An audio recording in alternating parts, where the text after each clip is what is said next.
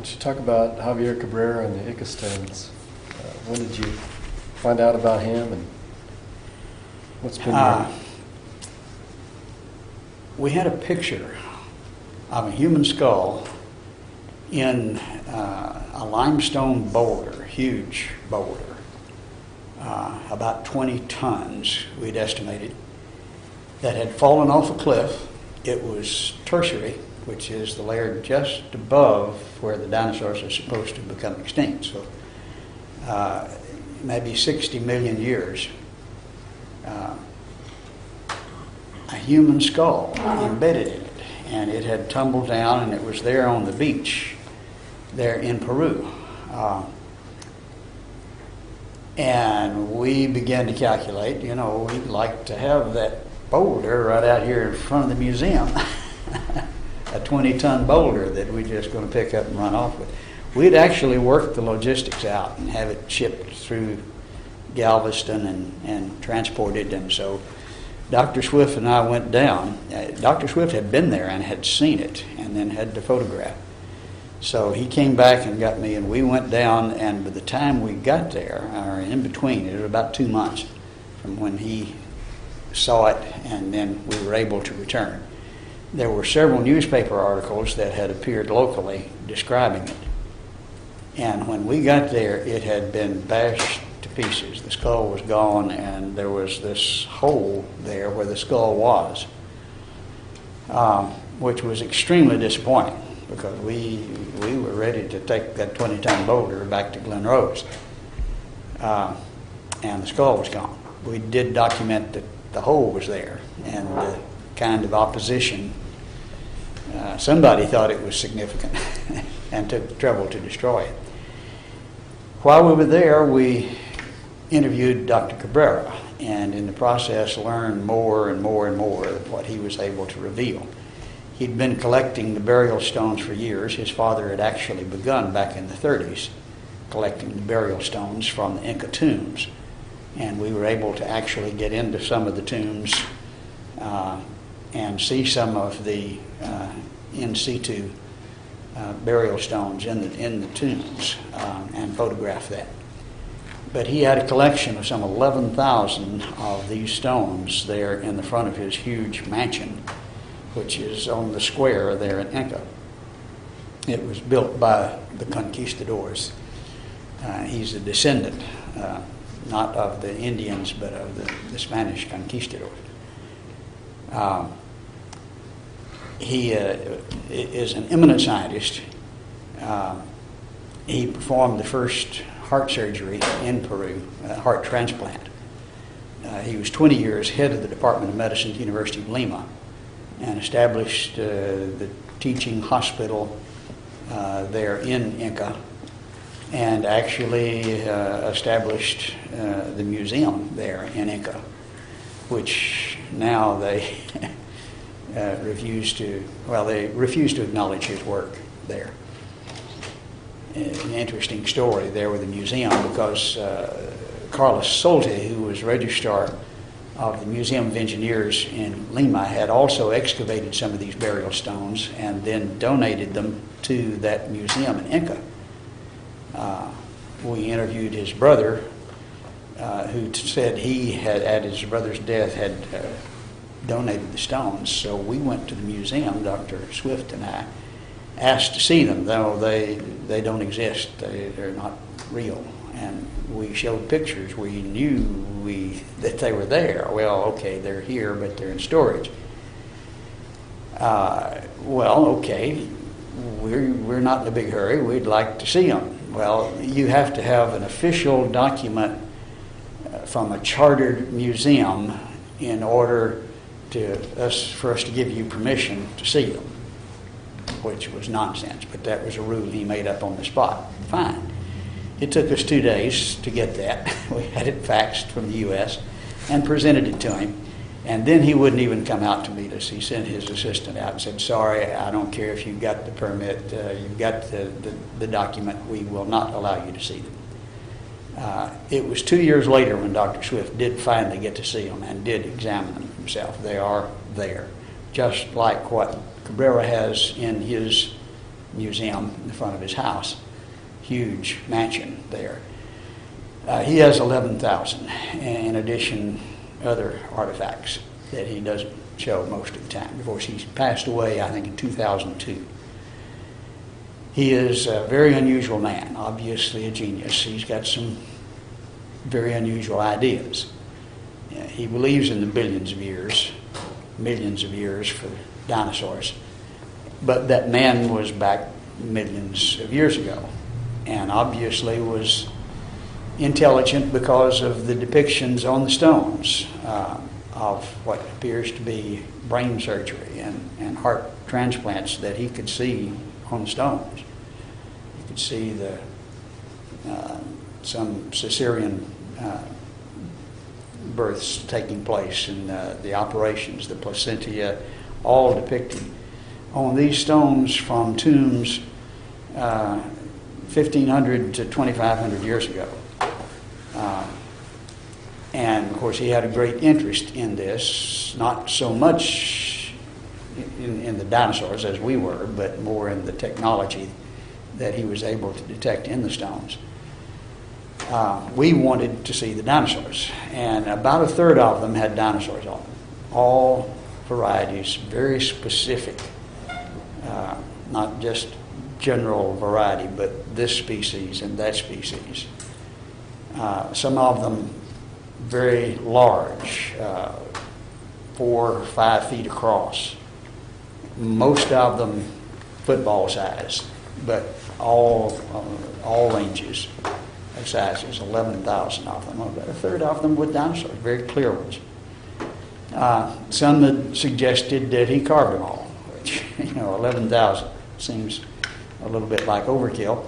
And what would the head of the medical department for 20 years be doing carving on stones then? It just didn't make any sense at all. Besides that, Dr. Swift had done experimentation at the University of Bonn in Germany, finding patina in the grooves, doing even carbon-14 on the patina, showing clearly that they were not modern. Now, some since then have been carved, but it's very easy. I mean, just a school child could see the difference. But we were able to bring some of them back. It was a museum-to-museum transfer because it's illegal to bring antiquities out. Boy, I guess one of the things we always get is, why isn't there any human fossils in the fossil record? Where are the human bones? And can you comment on that and the Malachite Man discovery? There are human bones, and the Malachite Man discovery, I think, is a good indication of that. But the general answer, and it calls for more response than that, because there are billions and billions and billions of clams, and not that many human fossils. Now, there are some. Brace, in his Human Fossil Atlas, Lawrence C. Brace, who's one of the leading paleoanthropologists in this country, documents just over 3,000 human fossils. So to say there are not that many is, relative to the clams, yes, but there are quite a few. But the difference, I think, calls for an explanation. Why? Well, what most people don't realize is that the fossil record is, well, you look at the geologic column and it's almost all the vertebrates, which is a gross distortion. 95% of the entire fossil record is of marine invertebrates. And then another 4.5% are plants and algae. Well, that's most of it. See if I can recall the figure. 0.00125%. About 1/100% of the entire fossil record are of vertebrates. Now, there are a lot more vertebrates in general than there are humans, but we need to understand almost all the fossil record is of marine invertebrates. Now, why is that? I think it's a marine deposit. And why don't they show this as, why do they show it as mostly vertebrates? if you showed it as mostly marine invertebrates, you might think it's a marine deposit, a flood deposit. And they don't want to leave that impression, and so they skew it dramatically away from what is reality. I think we have a flood that buried the world that then was. God designed the flood to destroy the world that then was. It did. It buried things where they lived, and most of the things that got buried were the things that lived lowest, at the bottom of the ocean, and that's what we have most of in terms of fossils. What would be buried least? Well, the things that would live highest, higher, and not the bottom of the ocean, and would be more mobile and could have enough intelligence to get on top of the hill or grab a log, and that would be the individuals that could escape fossilization. Birds, humans, probably the least common fossil. Those are the most mobile, the ones most likely to be able to escape a catastrophic flood. And so you got humans, probably quite a few of them, buried at the last stages of the flood, up at the top. The ones that weren't buried, of course, didn't become fossils. If they can grab a log and float, then they die, they float and bloat. Reptiles sink. Mammals don't. To be a fossil, you got to get buried. And they would be the least likely. But the ones that did, and some of them would be at the highest levels. Then what happens as the flood recedes? It erases the top level. And so being buried last would be most likely also to be erased, eroded, as the floodwaters receded. And so understanding the mobility and the intelligence and the likelihood of being buried together with the erosional factor of the departure of the flood, we would predict there would be very few human fossils, which is exactly what we find. There are thousands, but there are few, relatively. Clams, and more clams is the best way to describe. That's what we would predict as well. I think it fits well with the creation model. Okay. You ask about the Malachite man. This is a very interesting phenomenon. This is the Dakota sandstone, about 100 million years ago, according to the standard geologic column.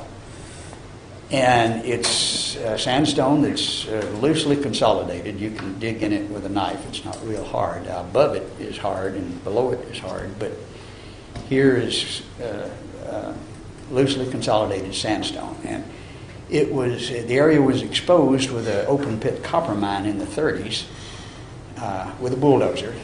They got to a hard layer that was tearing up the bulldozers, and so they stopped and wasn't resumed until the 30s. And in the early 30s, the fellow that was driving the bulldozer uncovered skeletons. And he sort of put them aside, and finally it was noticed by one of the locals who was interested in fossils at a fossil store. Claimed the find was his. It wasn't. But there were two humans, and we had two halves because the upper halves were removed by the bulldozer. But perfectly modern human skeletons there. Some of those bones were acquired by the museum here. Some of them were kept rather fraudulently, but still were. And then in the 90s, there was more excavation being done by a fellow who had bought the area to excavate some of the azurite nodules that were there. And he ran across more bones. And so other archaeologists came in, and they actually found remains. We've now found some 10 individuals. One was an infant. 4 of them were females. We carried the bones down to the Pound Human Identification Laboratory at the University of Florida, examined by one of the best-known forensic anthropologist in the world at the time, Mr. Maples, Dr. Maples. And one of the questions was, could there be Indians? And he said, while there's some Indian characteristics, you see those characteristics in the general population, and what you would expect to see of Indians are not there. And that his conclusion was, no, you cannot conclude that they were. They're just normal people. There was no collagen in the bones, zilch. Now, that takes normally about 1,000 years. But that was determined by field test and as well as scanning electron microscope. Zero collagen. That's not a recent burial. One of the standard this is 50 feet down in the Dakota sandstone. There was the excavation of the 30s, then of the 70s that went lower. We found aerial photographs of the area from the 30s that were made before the road cut, which showed no excavation at all. So you got the road cut in the 30s, and then the excavation of the mine, the open pit mine, and then in the 70s. All of it was straight across, undisturbed in these aerial photographs. So we see that this is definitely 50 feet down in undisturbed sandstone, the Dakota sandstone. I think it's excellent evidence. They've suggested, well, maybe it was a collapsed mine, but what's the female and the infant doing down there? Why are there no tools? In fact, some of the earlier archaeologists that worked there spent weeks screening the material, trying to find any other artifact. There were nothing but bones. These were just washed into place with the sand. And as we say often, these were fellows that missed the boat, along with a wife and kid. The last scene of Raiders of the Lost Ark, where they're the storage area where they've hidden the Ark, which I have serious doubts it exists. But anyway, that picture of we have good men working on it, it's hidden, and that's a pretty real depiction. I think they hide more things than they show, and we've run into that several times. The bones from the Malachite man, as we call him, the majority of them were donated to the Museum of the Cedars, which is just a little distance away, 20 miles down the road, a nice museum by the owner of the property. We went down to photograph them, and we had asked for permission to do that. We were told we had to get permission from the BLM. We went to the BLM, the head of the BLM there in Moab, in his office, and at that time he didn't know who I was. I was a geologist. I had my geologist card, and so he thought I was one of them. And so he said, yeah, we've hidden these things. We put them in the back of the museum so nobody can see them. He said, this is a real tar baby. And the analogy to Uncle Remus and punching the tar baby and getting stuck, he said, you don't want to mess with that. But anyway, we did get permission. We photographed all of the skeletons that had been found, including the skulls. And they immediately, it was just before they were shipping them off to the Smithsonian. And they did ship them off. They left the week after I was there. But we photographed them before they went. But they were, he said specifically, they were sent there to be hidden. And they are now hidden. And I'll guarantee you, if you go to the Smithsonian and ask to see them, they'll tell you they're not there. What about like the Acambaro figurines, and who's running that deal? Why that's a very interesting story, and it's a long story. When Dr. Swift and I arrived, we had heard stories, we had seen pictures, but when we got there, they denied it. And we kept prodding and talking to people who had seen them and who had helped Waldemar Julesrud back in the 30s dig these things up. And there were people still alive who had worked with him when they were teenagers. And they told us about them. And they were there in town. Finally, we found out they were locked away in the back of the police department. Well, we want to see them. Well, the fellow with the key is gone.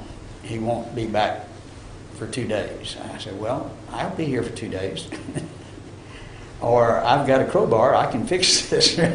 Finally, we got them to open the door. But of the 66 crates of figurines that they had stored, they allowed it. They said, all right, we'll let you look at 2. And we got those 2 out and photographed them, and there were several dinosaurs amongst the wide variety of animals depicted.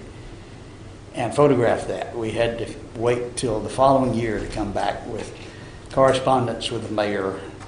And finally, the mayor gave permission for us to get them out and to examine them, which we were able to do. And then in conversation with the mayor, we said, now look, Spielberg has convinced us that the world loves dinosaurs.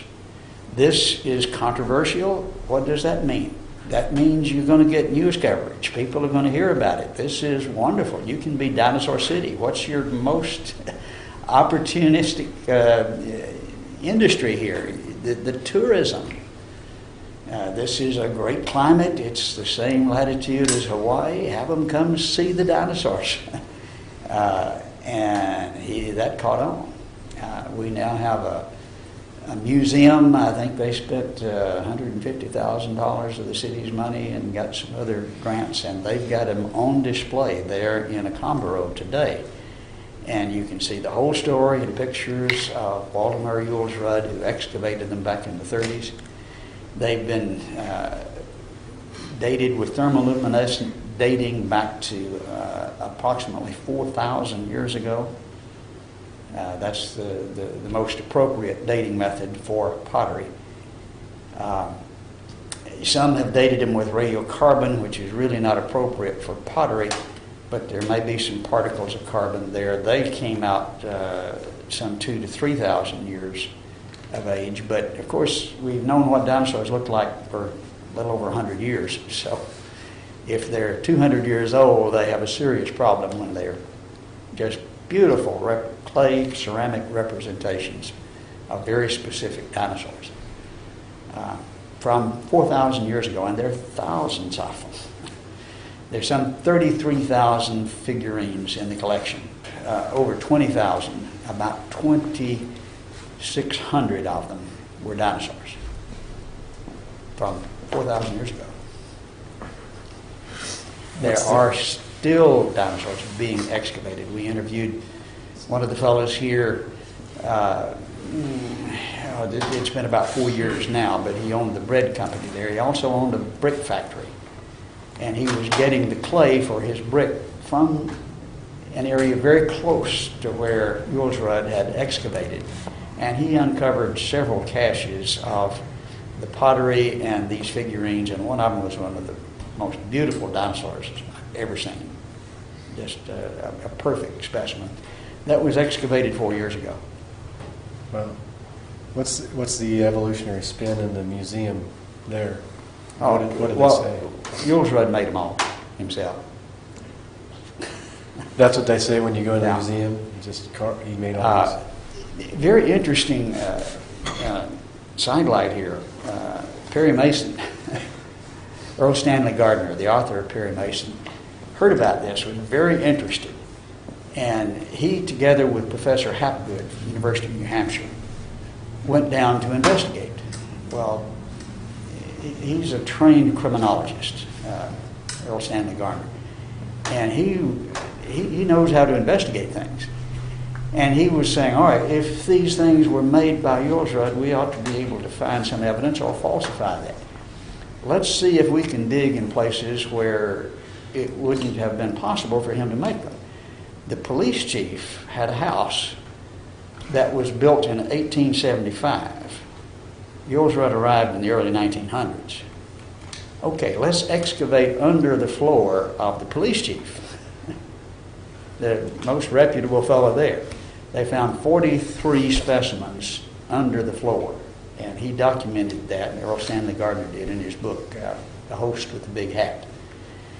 There were also walls that had been there for over 300 years, roads that had been there for, and these were places he chose to excavate, and in each place found specimens, totally making it impossible to say Jules Rudd did this. And that's documented in his book, Host with the Big Hat, by Earl Stanley Gardner, Perry Mason. So argue with him if you want to. And so that's totally ignored by the museum. It just says Waldemar and Jules Rudd carved all these periods. Well, the museum there in Acambaro is presenting them as real. Now, you go to the Institute of Archaeology, INA, in downtown Mexico City, it's all a fraud. They, in 1954, sent 4 archaeologists to Acambaro to investigate. The Institute of Archaeology did. They decided to do their own excavation. They chose their own spot about a mile from where Jules Rudd had found his. I think they were trying to dig where they weren't. And they dug and found them.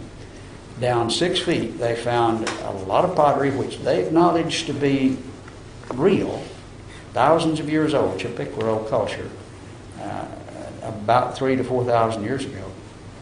And they found dinosaurs with them in the same place.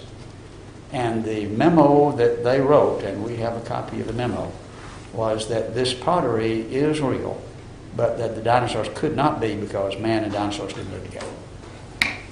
And they dug it up themselves in a spot they chose.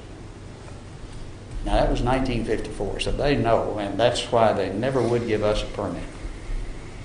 We went down with 3 times to try to get permits, met every criteria. We actually had the application made by the director of the Museum of the Rockies. That's the fellow who was the boss of Jack Horner at the time, the famous archaeologist that was featured in Jurassic Park. His boss went with us, and he signed the application. He made the application through the museum, and we also made an application through University of Texas. One of the professors there, no, turned it all down. Would not allow it. They knew what was there. They'd found it themselves. They wouldn't let us dig. So, well, we were in France just a couple of years ago and found dinosaurs all over the place. I was lecturing on coexistence of humans and dinosaurs, the footprints and several of the evidences, like the burial stones and the Acambaro figurines. A young lady in the audience said that she had just returned from France with her senior trip, and she had been to one of the castles there, and she saw a dinosaur carved on the side of the castle. Well, Carl and I have found that about 1 out of 20 stories that we heard turn out to be anything. So we're a little skeptical. And that may be an optimistic description. But she's a very devout young lady, and she said, I think I have a picture of it. Okay. And sure enough, the next Sunday here she came and she had the picture. And there was a picture of a dinosaur that was, she says, carved on the wall of the castle. Okay, I need to go see this. So we got Vance Nelson and together. He's a creationist up in Canada, and we traveled. And not only was there a dinosaur there were 800 dinosaurs carved on this castle, Chateau de Chambord, down toward the south of France. Supposed to be a hunting lodge. What were they hunting? You've got dinosaurs carved all over the side of it. And then we found Chateau de Bois, which was not that far away. Also had similar dinosaurs. Looks like a Plateosaurus primarily. But then there were others as well. There were tapestries on the wall. Just obvious duckbill type dinosaurs. Dramatically represented on the tapestries from the 1300s.